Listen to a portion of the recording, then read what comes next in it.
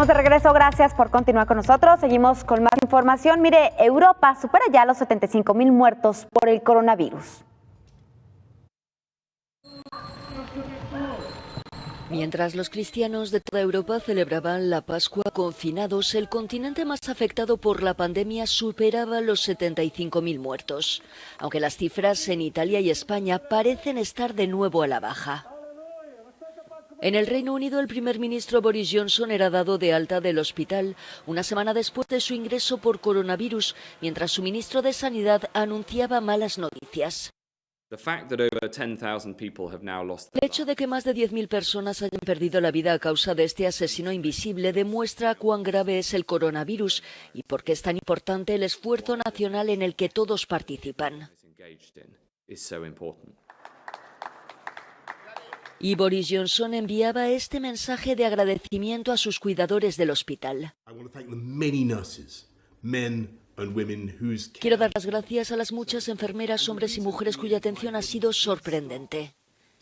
Y al final mi cuerpo comenzó a recibir suficiente oxígeno porque cada segundo de la noche miraban y reflexionaban, cuidaban y realizaban las intervenciones que necesitaba.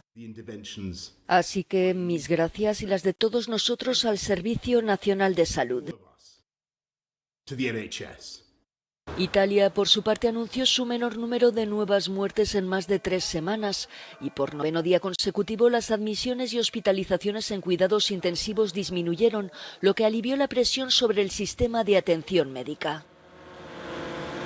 Francia está a la espera de que el presidente Emmanuel Macron extienda el confinamiento en un discurso a la nación esta noche. Francia ha informado de una ligera disminución en el número de muertes hospitalarias y pacientes en cuidados intensivos. Su ministro de Sanidad ha dicho que el país ha alcanzado una meseta muy alta. Y en España, con un menor crecimiento diario de infecciones, se empiezan a suavizar las estrictas medidas del estado de alarma. Este lunes, parte de la población vuelve al trabajo, aunque muchos sin los equipos de protección recomendados.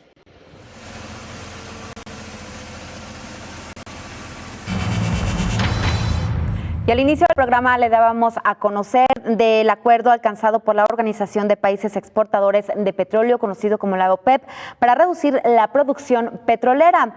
De esto nos hablará hoy pues nuestro colaborador Carlos Ramírez Powell. Carlos, ¿qué tal? Muy buenos días, te saludamos con muchísimo gusto.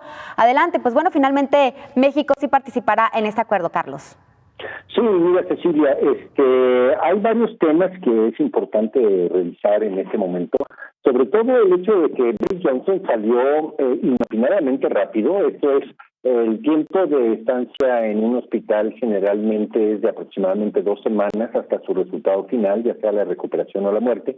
Boris Johnson salió en un plazo no mayor de 1 semana. Entonces, mira, hay que decirlo, todos estamos contentos por la recuperación de un personaje tan notorio e importante que conllevaba con su salud buena parte del estado de ánimo del Reino Unido. Mira, varios temas. Primero, México tenía todo el derecho a resistir una reducción en su cuota de producción, primero porque pues no pertenece a la Organización de Países Exportadores de Petróleo. Segundo, porque México no es un exportador neto de energía. Una vez que tú haces la ecuación de los barriles exportados en petróleo crudo hacia los Estados Unidos y restas los barriles importados ya transformados en gasolina para surtir nuestro mercado interno, bueno, pues salimos tablas. Estamos produciendo 1.600.000 barriles diarios de petróleo y estamos consumiendo ahorita, ya dentro de esta crisis económica, aproximadamente 1.400.000 barriles de petróleo. Entonces, digamos que salimos tablas.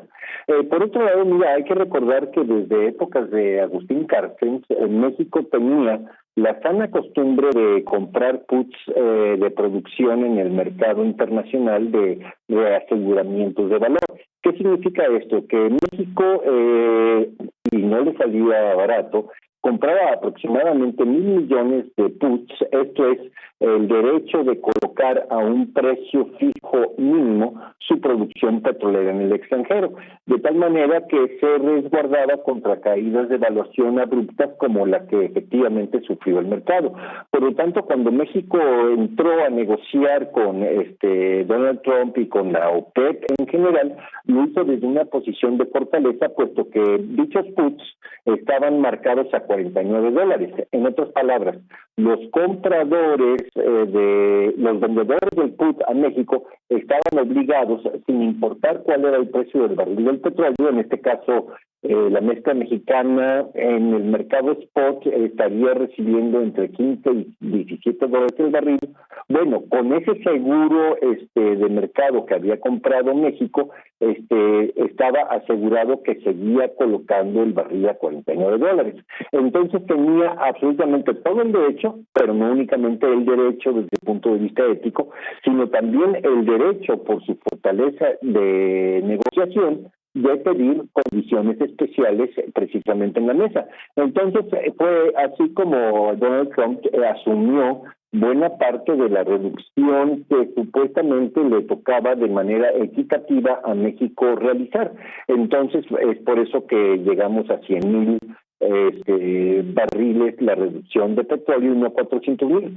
Mira, hay que explicar, Cecilia, que una reducción de 400,000 barriles en nuestra producción diaria hubiera sido casi catastrófica, porque hay muchas bocas de pozo que si cierras, después te sale mucho más caro volver a abrir, o simple y sencillamente ya no vuelve a fluir el petróleo. Tienes que practicar otra perforación, lo cual conlleva un costo extremadamente alto. Es por eso que México se resistió. Era un daño importantísimo a su reserva petrolera el intentar estrangular en 400,000 barriles, o sea, el 25% la producción nacional. Entonces, mira, México llegó bien, negoció fuerte, negoció contento y el resultado yo siento que es óptimo para Pemex y por lo tanto para los mexicanos en una situación bastante deteriorada de demanda a nivel de mercados locales, que le hace México, y de mercados internacionales. Y ya hemos estado viendo cómo los precios de las gasolinas han empezado a bajar. No han bajado tanto porque al mismo tiempo hemos sufrido un deslizamiento, una devaluación bastante importante del peso frente al dólar, obviamente por la fuga de capitales. Pero mira, regresando un poquito al tema del coronavirus, estamos hablando de que lo que se intentó lograr con los acuerdos de la OPEP, Estados Unidos, Rusia y México, fue una reducción de 10 millones de barriles de petróleo en la oferta. Mira, esta reducción en la oferta es perfectamente insuficiente, puesto que ya viendo las cifras de demanda final de la semana pasada, la reducción en la demanda a nivel mundial ha pasado de 100 millones de barriles en el mes de diciembre a aproximadamente 77 millones de barriles al día de hoy. Esto es de demanda diaria. Entonces estamos hablando de una reducción de 23 millones de barriles diarios en la demanda mundial. En otras palabras, todavía falta un recorte de 13 millones de barriles diarios para equilibrar la producción con la demanda. Aquí la pregunta es, ¿hacia dónde vamos a colocar todos esos barriles sobrantes de gasolina y de petróleo? A final de cuentas, el mundo tiene una enorme capacidad de acumular en sus reservas estratégicas, en buquetanques, esa producción. Pero si estamos hablando de una sobreproducción de 13 millones de barriles diarios, estamos hablando de una colocación de aproximadamente 6 buquetanques de los grandes, los buquetanques de 2,5 millones de barriles.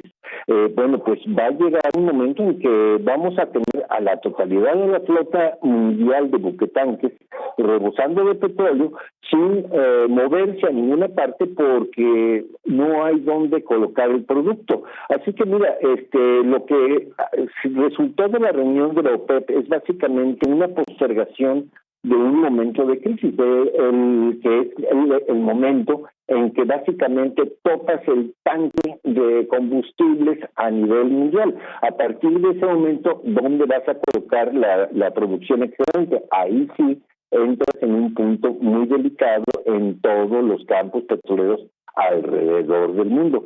Entonces, mira, inicialmente la proyección era de que a principios de mayo íbamos a tener topada toda la capacidad de recepción de combustible líquido a nivel mundial. Con esta reducción en la cuota de producción hemos postergado ese punto de crisis. Yo creo que para el 1 de junio, estoy hablando así como con cálculo al reverso de una servilleta en el restaurante. Sin embargo, mira, obviamente que van a seguir habiendo consultas con la OPEP. Rusia y Arabia Saudita se van a tener que sentar con Donald Trump para ver cómo se resuelve este programa, porque lo fundamental de la crisis económica que estamos viviendo fue precisamente el gatillo del derrumbe en el precio spot del petróleo. Mira, si ahorita abrimos la ventana para ver cuál es la evaluación del petróleo, estamos viendo que se encuentra en $23.19. Estamos hablando de que $23.19 el crudo de referencia lo ubica exactamente $40 debajo del precio de equilibrio, en donde no quiebran las productoras de todos los campos de arenas bituminosas y de esquisto de Texas y de Montana y de todo Canadá, y sobre todo las arenas bituminosas de Alberta. Estamos $40 debajo del punto de equilibrio donde la producción su costo equipara su precio. Entonces, mira, falta muchísimo por hacer para que la estructura petrolera norteamericana no caiga en una situación de imparo brutal, que es la que tiene ahorita, pero que está en un pulmón artificial que le ha brindado la Reserva Federal y el Departamento del Tesoro norteamericano, pues básicamente recogiendo las notas por pagar que están presentando los bancos ante todas estas productoras insolventes. Estamos a la mitad de un tema a nivel global, Cecilia, muy delicado, sobre todo porque en ocasiones es difícil distinguir cuáles son los distintos componentes de una crisis económica que, por supuesto, todavía no ha terminado de manifestarse en toda su magnitud. Digamos que la desaceleración del aparato productivo a nivel mundial es un proceso que no ha terminado y que tenemos que estar revisando. Sin embargo, mira, el dato clave es cuál es el tratamiento que se le va a dar a esta crisis infecciosa, porque mira, busqué en toda la prensa británica para ver cuál había sido el protocolo aplicado a Boris Johnson, y ningún reportero, ningún comentarista británico preguntó cómo fue que esos dos enfermeros curaron a Boris Johnson. En esa meditación que tuvieron, ¿qué protocolo de tratamiento aplicaron? Es una pregunta que queda en el aire, así como queda en el aire, Cecilia, cómo vamos a recuperar los niveles de producción y de finanzas que teníamos previos a la crisis en lo que es, pues obviamente, la gran recesión rumbo a depresión del 2020. De manera muy rápida, Carlos, dos cosas. Uno, la secretaria de Energía de nuestro país, Rocío Nadler, recibió muchísimas críticas por haber abandonado la reunión virtual con los miembros de la OPEP, y posteriormente tuvo que intervenir Estados Unidos y ya se llegó a este acuerdo. ¿Qué lectura te deja la postura por parte de la secretaria de Energía? Y por otro lado, ¿Estados Unidos le hizo un favor a México en este tema? Mira, el favor es mutuo. Estados Unidos tenía el máximo interés en lograr este acuerdo. México no estaba tan interesado en lograr este acuerdo porque a final de cuentas su precio de producción está garantizado. Entonces el problema no era mexicano, el problema era norteamericano. La posición de negociación de Rocío Nadler fue la correcta, porque a final de cuentas lo que se le estaba pidiendo a México era un sacrificio por un problema que México no provocó. Gracias, te mandamos un abrazo y nos vemos el viernes. Hasta el viernes, Cecilia. Claro que sí, que